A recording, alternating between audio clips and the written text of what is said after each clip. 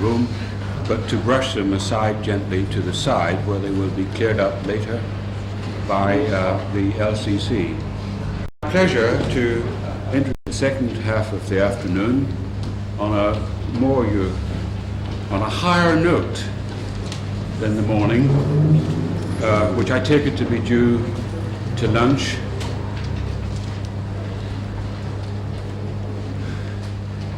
And to the return presence amongst us of certain brethren. The conversation this afternoon will derive from the propositions of P. Cook and P. Eisenman, who are on my right here. I'll ask P. Cook to commence.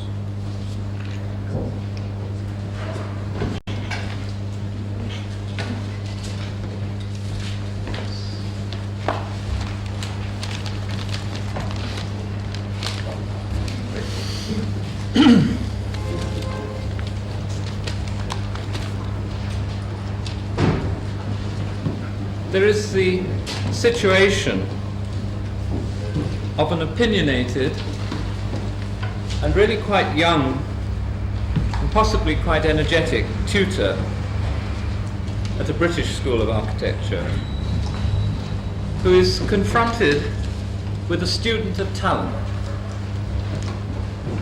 This student is preparing his thesis, and this thesis is concerned with building, in the sense that it's concerned with the morality of the process of building. It's in fact concerned with the whole process of building itself. And it's concerned with the context of building. And as it progresses, it's more and more concerned with the regard of these concerns, as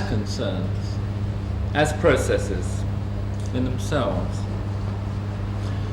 And more as it develops, it becomes concerned with the specificity, terrible word, specificity of the actions and the nicety of his statements of these concerns, the nicety, the refinement, the honing down of these concerns with morality, with process, with context, and so on, becomes increased and more defined. And more this thesis is in fact to do with the statement of procedures. And the tutor muses on this. He muses on the statements about the nature of decisions, their value systems, and the possible geography of the territory that might be valid as part of this discussion of this thesis. In fact, to use a piece of jargon, they become concerned with establishing their parametric radar system. And after some months, the tutor is at the same time shocked and scared and elated and fascinated all at once. He realizes that this thesis has no formal intentions whatsoever. But the tutor, more interestingly, I think, is confused by his own reaction, as well as by the unfamiliarity of the model. He's confused not necessarily by the intangibility of the ideas, because after all, by his own book, the discussion of ideas has the highest rating in his own scale of interest, but by the intangibility of the likely product that might come out of these ideas. He's confused because he wanted to teach architecture because he liked talking about architecture. He liked talking about architecture because he was interested in what he called good buildings. And he was interested in concepts, he would have said, or he would say. He's interested in concepts where they lead onwards to the statement of a building. And so for him, that is the value of the concept. The value of the concept and the paring down of the concept is the value of the ultimate goal, which is some kind of building or some kind of representation of the building. His motive, that of the tutor still, is that he wants to discuss ideas because he wants to invent buildings that contradict those good buildings that he admires, that by implication ridicule those same good buildings, but will in themselves, in time, be recognized also as good buildings. If cornered, he might, as to what these discussions are about, he might say, well, what these discussions before this one student emerged, that is to say. He might say that the business of the path towards the discussion of architecture is by way of architectural literacy, by way of setting up systems of evaluation. Finesse, which different people have different views upon, but some assumed temporary standards of finesse and wit and amusingness and so on. Very much probably the discussion of series of consistency, and in the final analysis, the playing of various types of formal gambitry. All of these at periods in the last few years in architecture, the business of finesse, the business of consistency, of formal gambitry, literacy, have been very emotive words, and although we each have different interpretations of them, their position in the academic sense has been assumed, if not established. And this young architect, being fundamentally an expressionist, would lead all of these discussions towards the setting of scenes. Now, it might be that his own system of values were abstracted, or even totally abstract, at certain moments, at a stage, and purely to clarify his own thinking, to clarify a stage in his procedure. In other words, passing momentarily past the concept stage on towards a later stage. And I think here, and some mention was made of this morning, that one immediately is forced to make a distinction between two possible uses of the term conceptual or concept in architectural connections. I think that there is an historical use of the word concept. Certainly when I was being taught architecture, there was something referred to as the concept stage.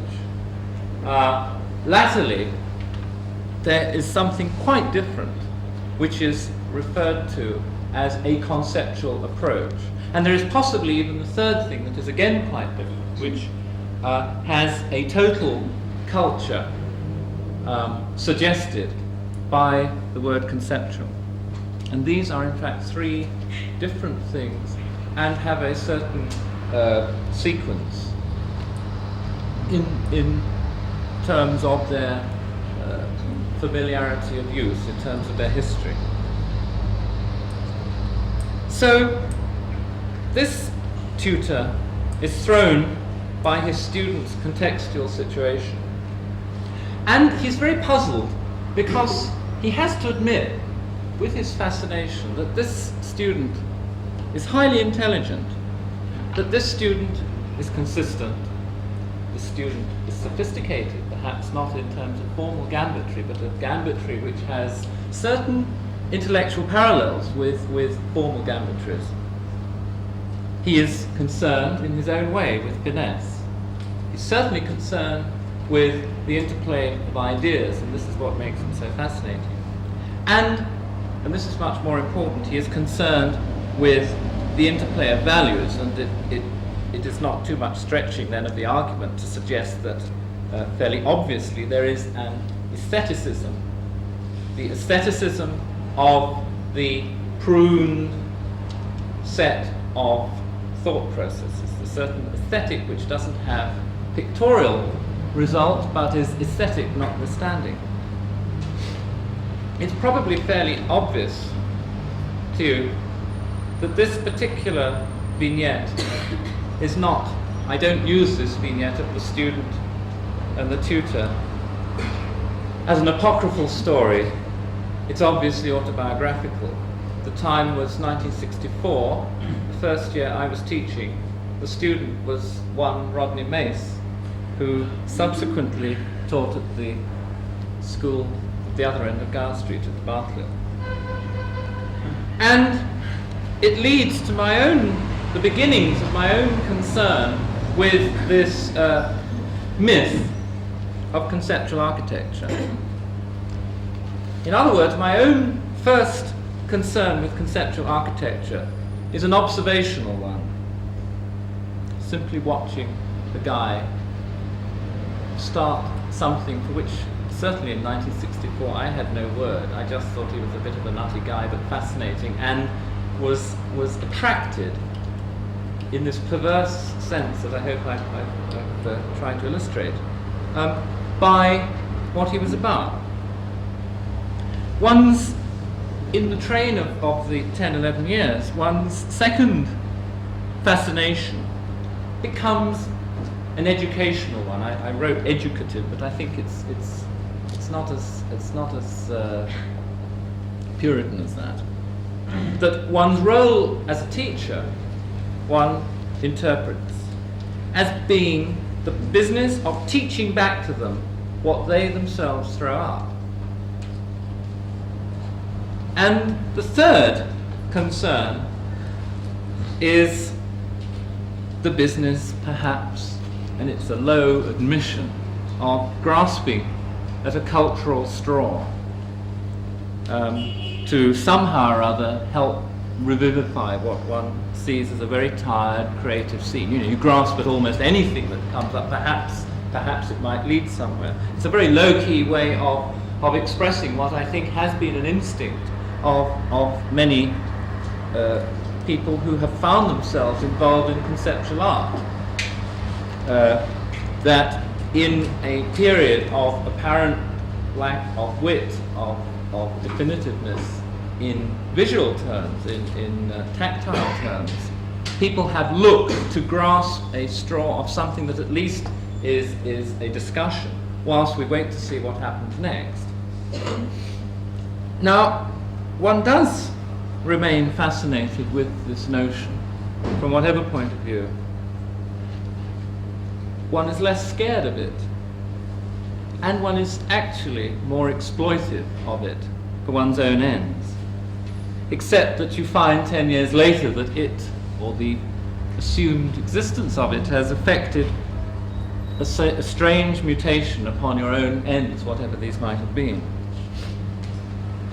Classically, one has to look at the sideways-on relationship of the business of architecture to the business of life. It's a rather low-key thing to say, but it does underlie constantly the kind of moralistic undercurrent with which one is able to describe any architectural phenomenon, even if it's a phenomenon-less phenomenon.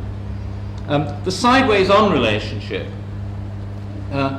is difficult for us to admit to, because we always like to think that architecture might be able to reproduce something more than a sideways-on relationship, dare we say a one-to-one relationship, that it might actually affect life, that it might actually condition. But my feeling is that it's very much more sideways-on.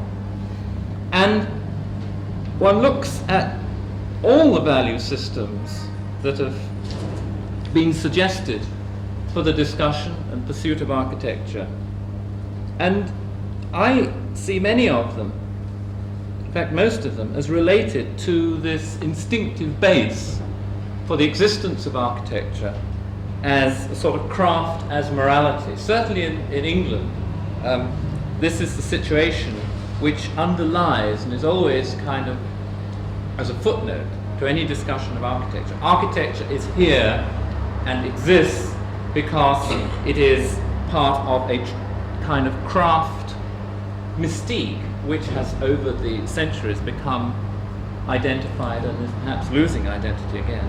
Buildings as useful, craft as morality, architecture as craft. And so any disruption of the more comfortable architectural notions does have a direct relationship to the disruption of any set of cozy values in society, any set of cozy values in terms of political instigation, or any set of cozy values in this ever-present but often unstated relationship with our moralities, our underlying moralities, and our Puritanism as a society and as people who act. And in fact, it was Colin Rowe who didn't notice me writing it down yesterday, but said, in fact, the concern with process rather than product is to do with guilt.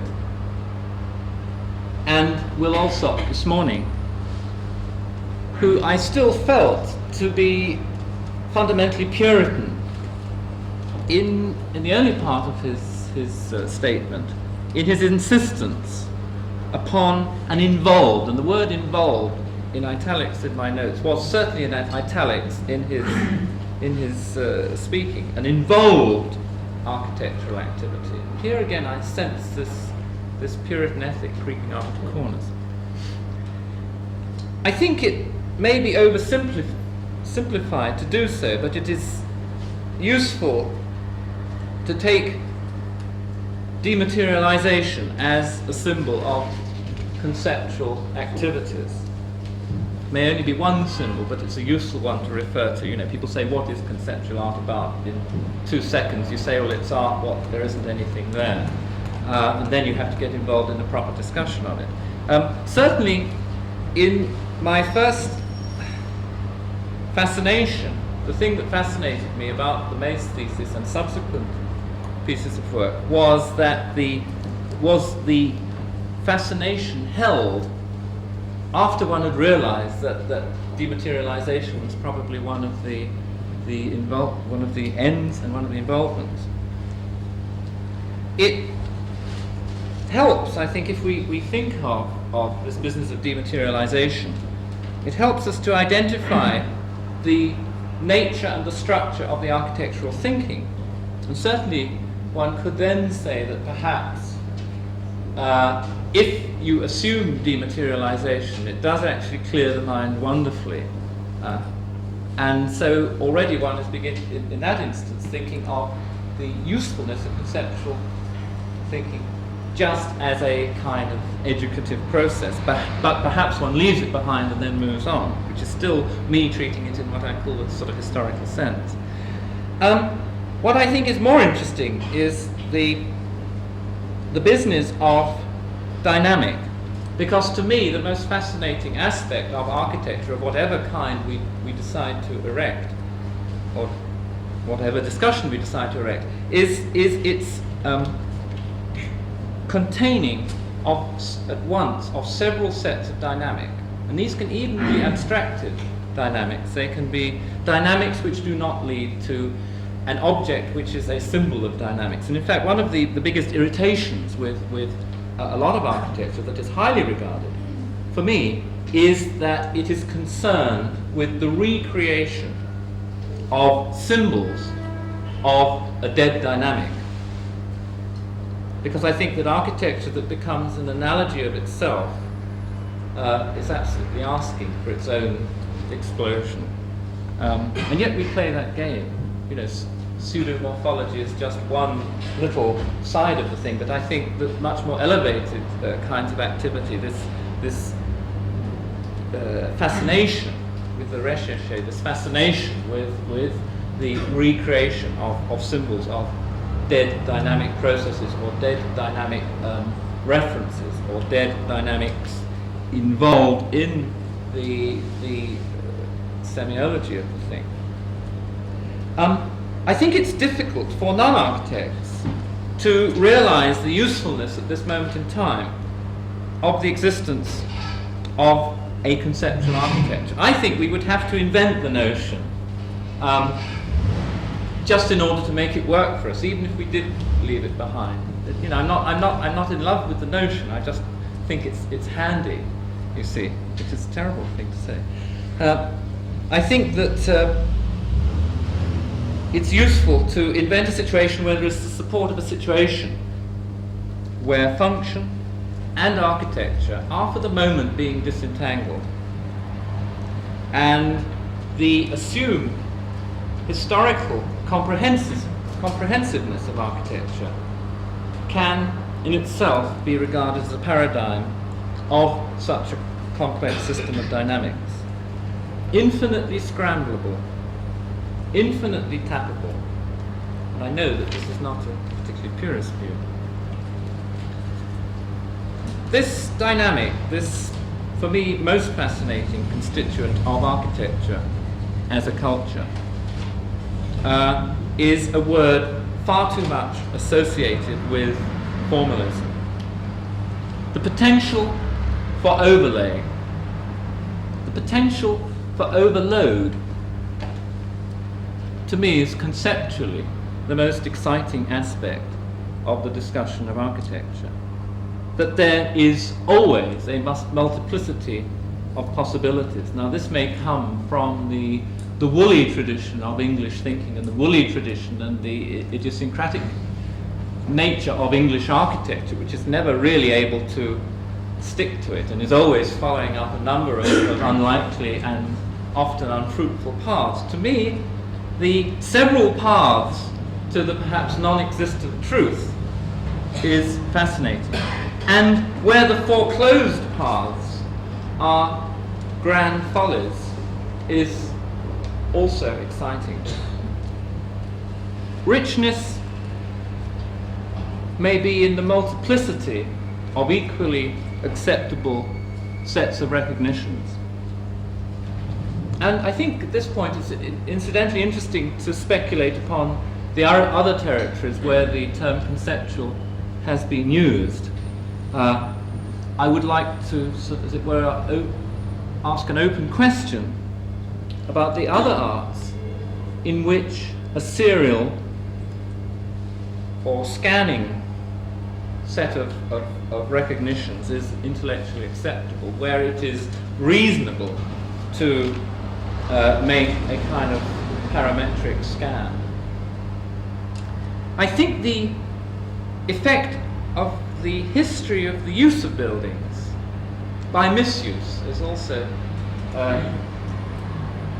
fascinating. The incorrect use of buildings for perverse reasons or simply by reasons that buildings tend to last far too long. And therefore this room that we're in now, once being a potato warehouse, subsequently a room for the making of paper furniture, and now a room containing deck chairs. Deck chairs normally thought of as being connected with the seaside has, as it happens, a cultural path, but that's something else. But you know, this business of incorrect use sets up a situation where there is a very strange dynamic at work.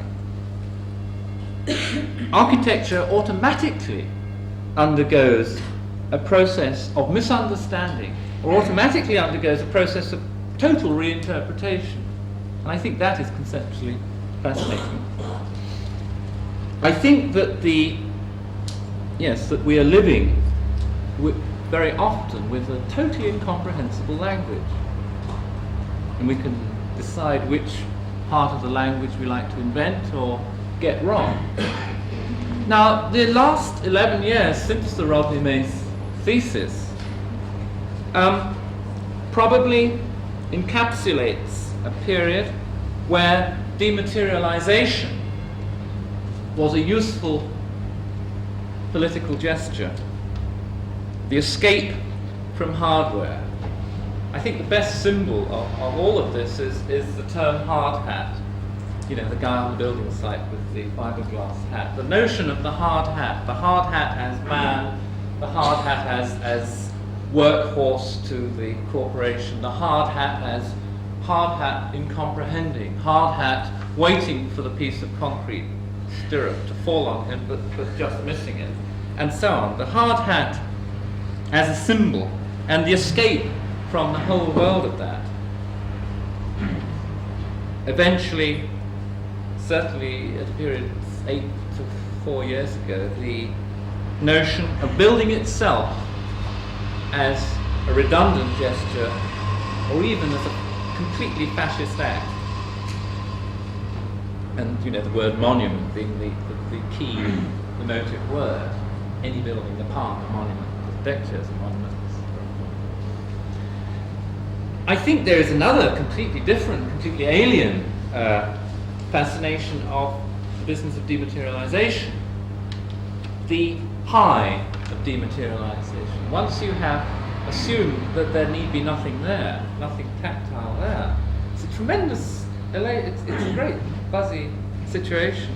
The exaltation of it, you know, that anything is possible because nothing need actually happen. And again, I have to look at the English situation, because the English situation makes all of this slightly difficult and having to be slightly qualified. The English tradition is that of an episodic comprehension of events, of narrative rather than polemic. It makes it very difficult to have a discipline in architecture or in other fields, because we all, for example, have this hidden love-hate for the picturesque, for the wayward, for the episode behind the episode. And it makes it very difficult to discipline our thinking.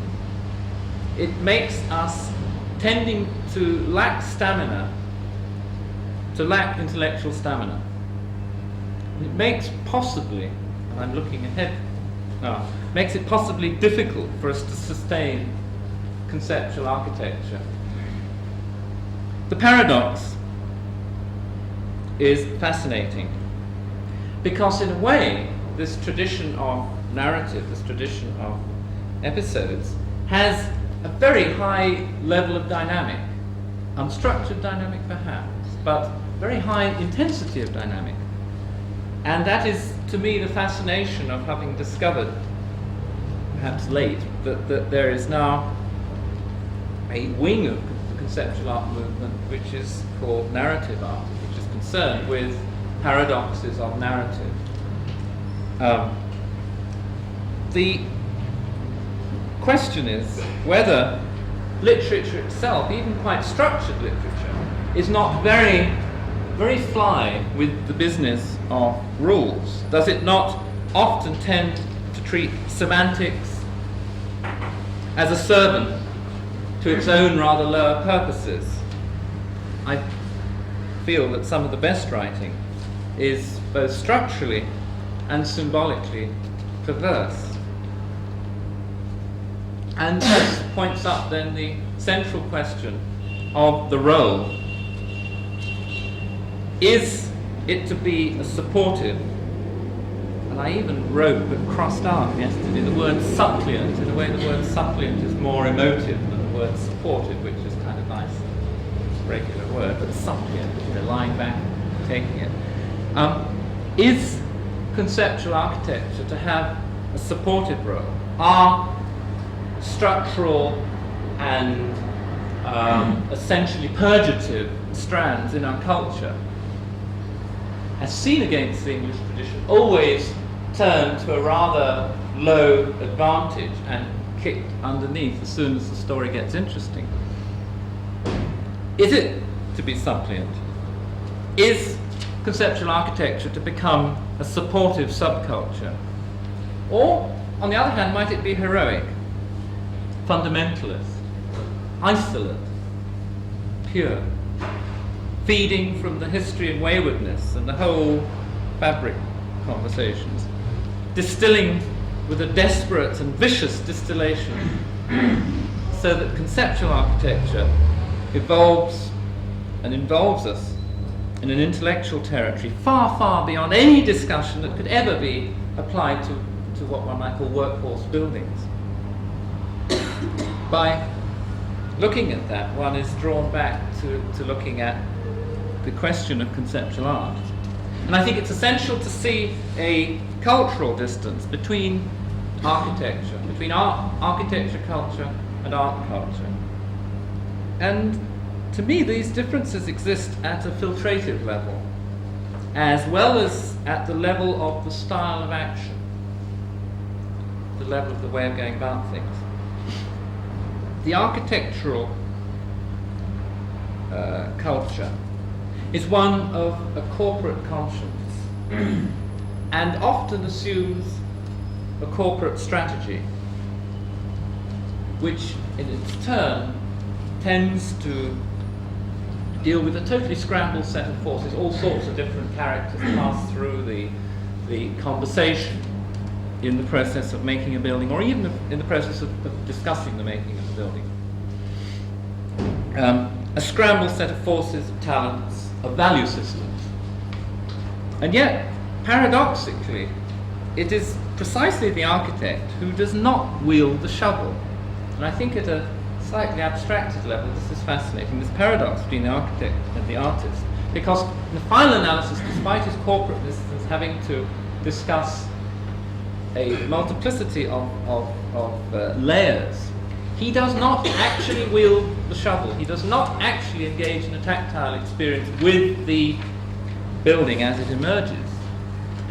And he is gesturally involved at the maximum level and physically involved at the minimum level.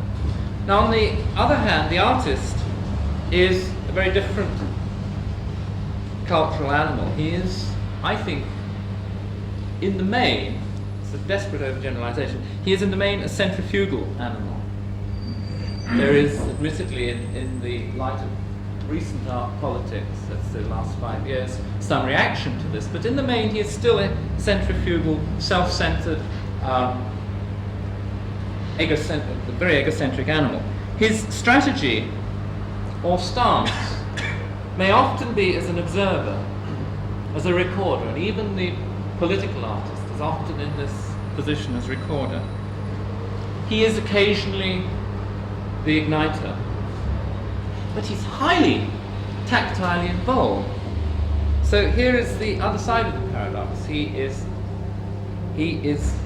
highly tactile involved, tactilely involved.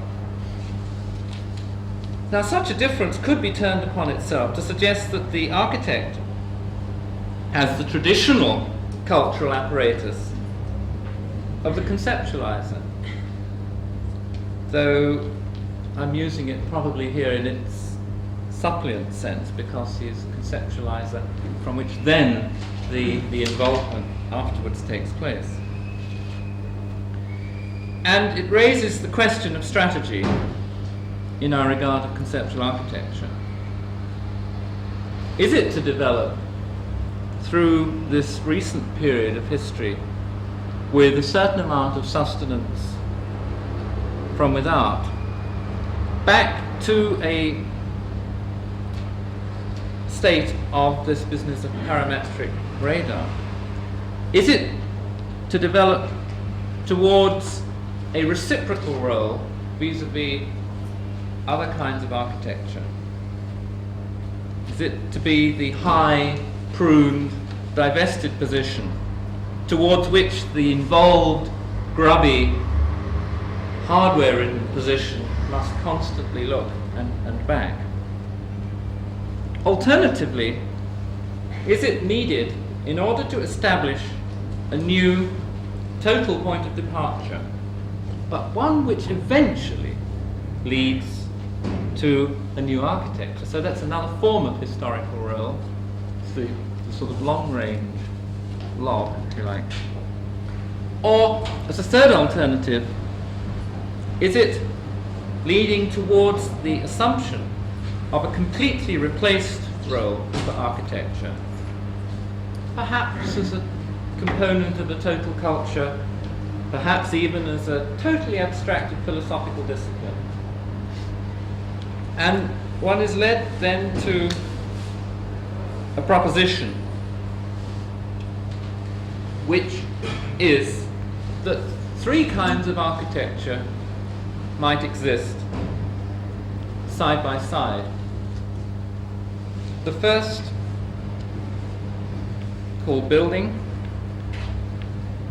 The second, typical Peacock term, I couldn't think of an alternative, but I call knitting. First is building, the second is knitting, and the third is conceptual architecture. There's conceptual architecture and there's building, we heard from our introductory speaker, and at one time might have thought that we had an absolute choice.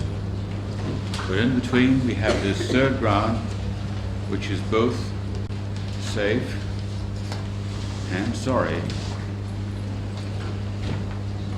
and yet remains in touch. Is that a letdown? I asked myself.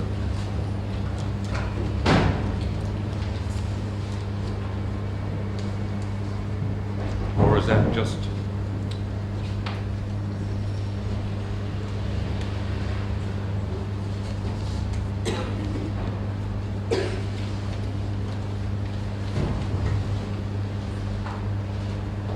Dalibor? I'm sorry.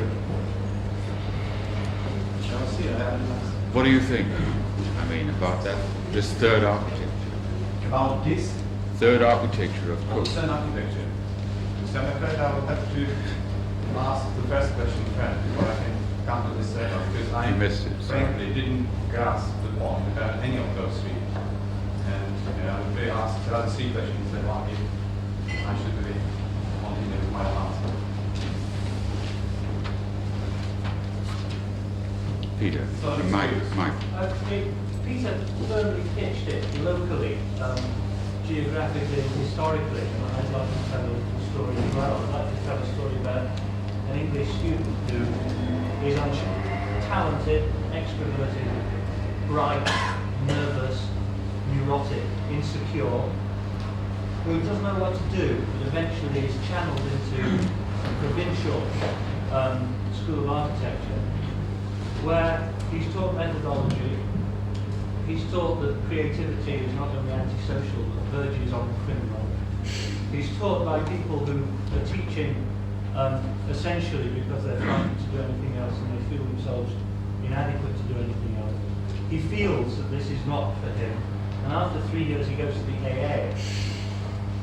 He staggers through the first couple of years at the AA, unable to reconcile the paradox of that time, the early 60s, which is a very particular paradox of the English scene. On the one hand, a rigorous and hammering guilt about anything which could be construed as willfulness or personal decision-making in form. And on the other hand, a tradition of being the most formally concerned educational institution in Europe. And then finally, after 2 years of issue avoidance, after 2 years of non-commitment, after 2 years of using his intelligence, his skill, his cunning to actually avoid putting pen to paper, he meets a young tutor who, for the first, who has started in the 5th year. And the young tutor, by nature, is inquisitive, talented, and tending towards the gestural. And they get on terribly well. Nothing is produced. The only astonishing thing that, for me, 11 years after, and I was a guy who, names were mentioned, so let's mention names. I was a guy who was terribly close to Rodney and met him week after week after week for years. Well, he was one of the unfortunates of our generation who was screaming in pain at the paralysis which an early education had produced. The astonishing now is that this could be included by somebody who, in my opinion, is one of the great gestural architects, Peter Cook, as an example of anything to do with gestural architecture. And this, for me, has been one of the most tragic cases personified of somebody being hammered at between the gilt faction and the formal faction into a state of absolute paralysis. I thought that the best thing you said was the quote, the quote which was the concern with process as opposed to product is to do with guilt. Now, this is not to argue with the rest of your thesis, but I think that the record has to be set straight there. My wider concern, and this is really something I'd like you to try and answer, Peter, is that that issue avoidance, which I think we've all seen, which in many ways has dominated the English architectural establishment throughout the 60s, and is now, I suppose, reasonably discredited, but most of us were educated through it. Has it now been replaced by another sort of issue avoidance? And this is something I'm not postulating, I'm asking. That issue avoidance being the avoiding of actually getting it on with buildings, and replacing that with a search for the gestural architecture, which can be carried out, if not in Mace terms, which was fundamentally a card index, a verbal card index, but in terms of presentations in or around the subject of buildings which are always two-dimensional, and occasionally potent, but usually, I would say, peripheral. What I'm suggesting is that the act of gestural architecture, just as the act of building itself, has to be carried out with an enormous amount of courage. It has to be carried out by somebody who's prepared to commit himself to some form of ultimately creative act. And it seems that the opportunities inherent in supporting gestural architecture for its own sake as an activity is that 95% of the people involved will ultimately get onto the same bandwagon as 95% of people involved in methodology, that is, peripheral issue avoidance based on guilt, fear, neurosis. Peter, he's addressed it to you. Yeah. I think that there are two emotive territories there, both of which I will attempt to sidestep, because I don't think they're as interesting as the central issue. One is the rediscussion of Rodney Mace's biography, and the other is the use of the word gesture, because I think that, to me, the word gesture is an important, again, supportive word in supportive situations. I do not think that in final analysis there is a useful thing called gestural architecture. I think there are certain architectures where the role of the gesture has a very important place, a very important place in the sequence of events. And I think that there are certain points at which the non-physical building syndrome, which we're both putting in the history of the immediate past, because in fact in those same schools of architecture, it is now the students saying, well, we want to go, by and large, we want to go back to designing buildings. And one sees there, again, a kind of desperateness of its own kind. So, what's my answer to you? I think that the case, the only thing one can do is in retrospect, to use a period in architectural history which may have been not totally satisfactory when we say whichever period was, and to try and use it in the immediate hindsight to the sort of creative value of the moment. Now, I think this involves a good deal of double think, of rescuing the kind of slots in the slot basin and saying, well, now, before we've forgotten about it, what was there here? To me, before we've forgotten about it in say to Rodney, who who was the first instance of this kind of animal I'd ever come across. You know, it was a totally shocking situation, and it was one's first year of teaching. But if one just says, well, that was a very funny time, and one was very spotty, and one didn't really know about these things, one hadn't developed a cynical high, it would be throwing the baby out with the bathwater. I think there's an interesting quantity of bathwater in the 1960s. And in a sense, the danger is to take it too emotive a level. I think that one can sometimes detach oneself. You see, you describe me as a gestural architect. I would assume you were making a compliment, but would say you're an actor. My answer to you is that yes, it was a sad cultural situation. No, the example of that starting point is not unuseful. Yes, it is sometimes difficult, it is sometimes difficult for the individual out of a kind of amelia. And I think that is the difficulty of something like Rodney. I think his position would be much easier 8 years later. I think it's extremely difficult for a person to very quickly reinvent for himself, even with help, a context.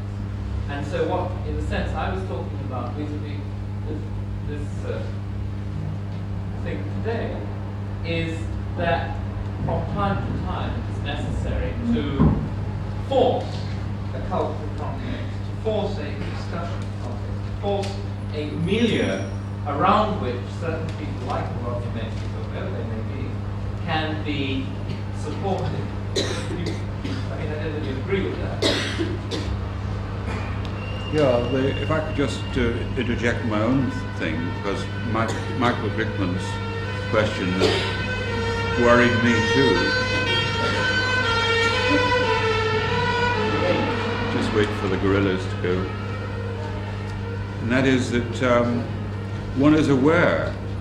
I mean, just to finish with Rodney, Rodney has gone on, not as a professional architect, but to do useful and interesting research on the sociology of space, a 19th century research, and into politics.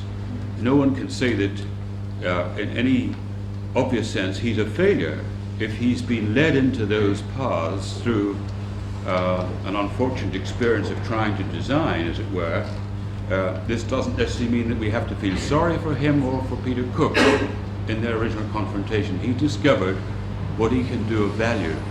And I often feel that many people who make gestures should go into politics and try to change the world for the better at the grassroots level.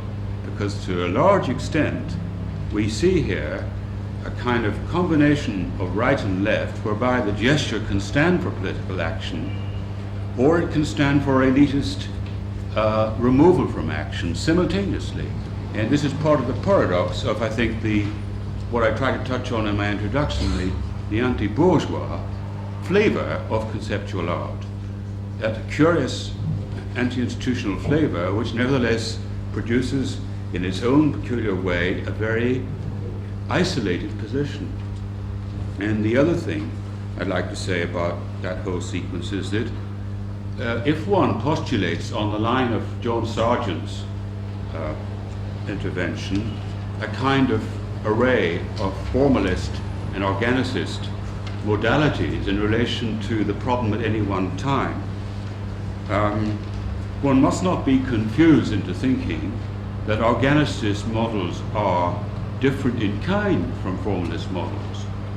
To put this bluntly, a student who wants to evade the issue can evade it by doing conceptual architecture just as easily as by doing Seaford architecture. It's just an equally open option. Insofar as he can learn to do any set of codings, he can do the one and the other. There's no absolute value in picking one or the other unless you use it to develop new positions for society. And I think that that's what Peter touches on, because we all know that this form-content thing can be played both ways.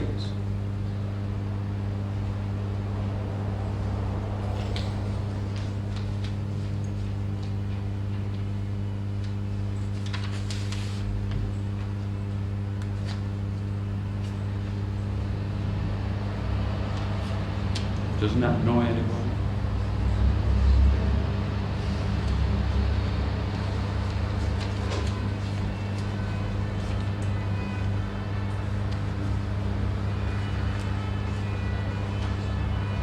Well,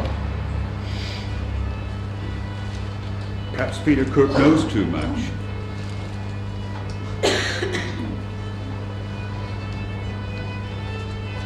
I question whether there's a third architecture called knitting.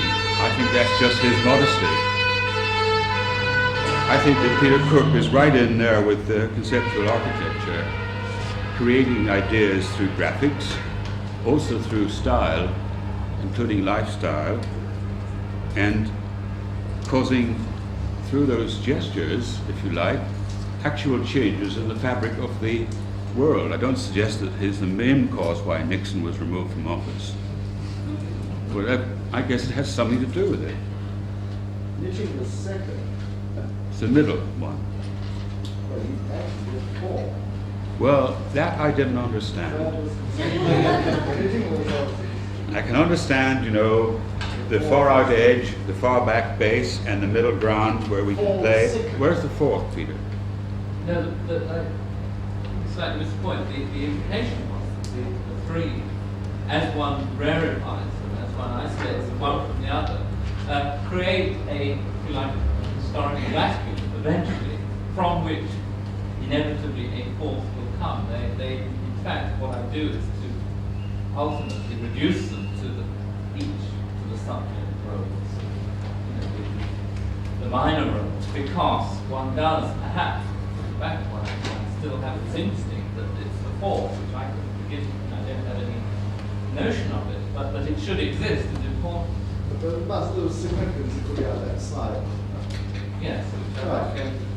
Well, that's four. And that was four. Well, I still, Two out of three.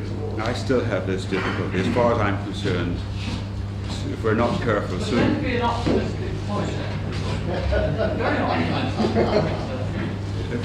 I think it was the knitting of What I'm afraid of is that Archigram will join the RIBA and Bernard Schuby will join Archigram, and then we've got an empty space up there. I think this is the moment for me to ask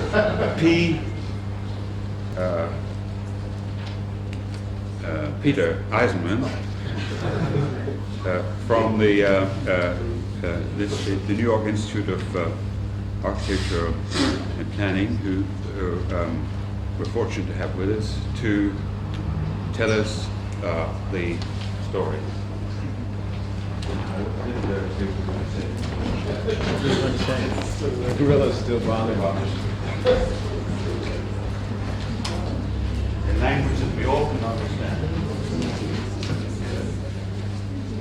I almost felt I'd have a conceptual audience with those deck chairs by 4 o'clock, so I've been debating what I should do. When Michael introduced or brought back Colin's term about the concern for process being one of guilt as opposed to a concern for product, I imagined that his statement could be called guilt insinuation. And I imagined that feeling that guilt insinuation directed at myself could then be called paranoia.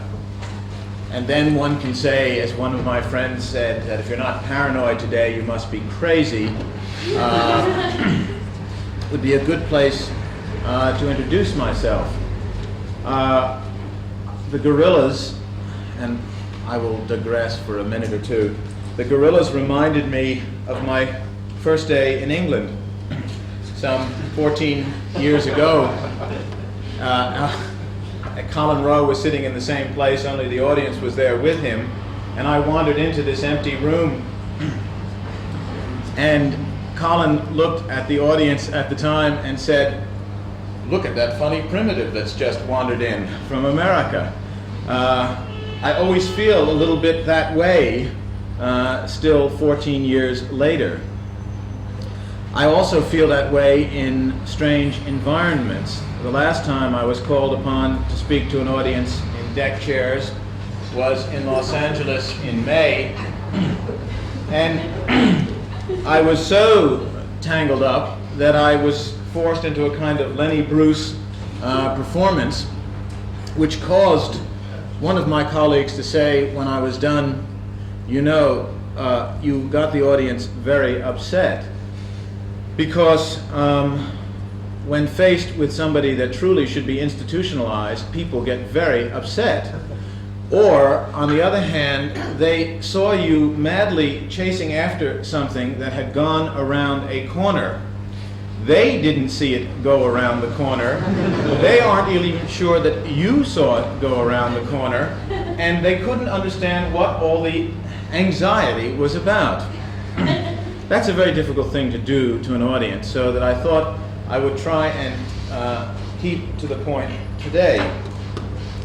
I must confess that I am here almost by accident, that my involvement with conceptual architecture is almost by accident, and I wonder if a lot of what we call conceptual is an excuse for a lot of accidents that happen. For example, I was going to tell you that I had some slides of a house which I call House 6, pretentiously enough, and I had a text for House 4, and also a text for House 8. Charles Jenks loved that and said, "You must do that." And then I thought, gee, suppose that really turns them off, and they start to hiss. Wouldn't it really be just a conceptual performance that I was indulging in? But then another worry crept into my conscious mind, and that was, suppose they couldn't tell the difference. And it really didn't matter to them. Then, what would they think of this conceptual performance? I think conceptual must have something to do, on the one hand, with intentions, and on the second, with context. Another example, when John Margulies, another pretentious American, decided to invade the conceptual art world with the use of the first use of the term conceptual architecture for me that I can recall, and he put together a special number of Design Quarterly called Conceptual Architecture.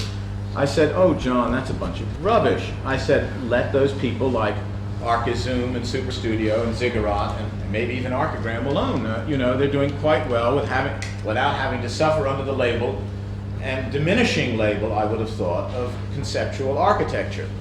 And he said, "All right, wise guy, if you seem to know so much about why it's diminishing, you can write a critique when the issue is finished." And I took him up on the challenge. I received all the material. I must confess, I couldn't make hide nor hair of it after trying to write a critique for months and months and months. What I did was to leave 8 blank pages and a series of footnotes, which you then could write off for the text. Everybody thought, or at least I've been told, that was a brilliant conceptual gesture. I thought it was a nice cop-out. So that often one is faced with situations which you can put it over on somebody and accept that maybe it's conceptual. It may also be quite something else. I tried very, very much 4 years ago to write a theory. I've been trying to write theories ever since I got affected with this country some 15 years ago. For some reason I thought that was the thing that you did in England. And I've now given up writing theories, so therefore anything that I may have written about conceptual architecture, linguistics, Noam Chomsky, and Charles Jenks to the contrary, I would like to try and forget today. I'm much more interested, and I use the Victor Bergen text only because to try and point to really what my interest is now. And that is, while Victor Bergen is interested in the relationship of that picture to the text and changing the meaning and iconography and symbolism by the changing relationship, by keeping the picture the same and changing the text, I am much more interested in the nature of the structure of this particular picture to allow that particular conceptual process, to trigger that process in our minds to operate. And I am more interested in, would any picture do? Is it this precise picture in this precise way, or is it merely accidental and hopeful on Mr. Bergen's part, hopefully that we won't question why this picture, why not another picture, why this particular desk, that particular light in that particular place. So I'm interested in the context and the thing itself. I always thought that conceptual architecture had something to do with process. That in fact that you could write a series of instructions for a building, and make a model of that building, or don't even have to make a model. With a series of instructions, that was enough. In fact, one of my own houses, which I have built and constructed, I've never seen. I was very proud of that fact because I thought that's truly a conceptual gesture, not to have to go to one of your houses and experience it. However, as I've been afflicted with this term, conceptual architecture, I've become more and more interested in finding out if there was, for me, truly something which was conceptual in architecture as opposed to being conceptual in art or painting or music, or conceptual in the generic term of the word, that is, an idea or a concept. And what I would like to try and talk about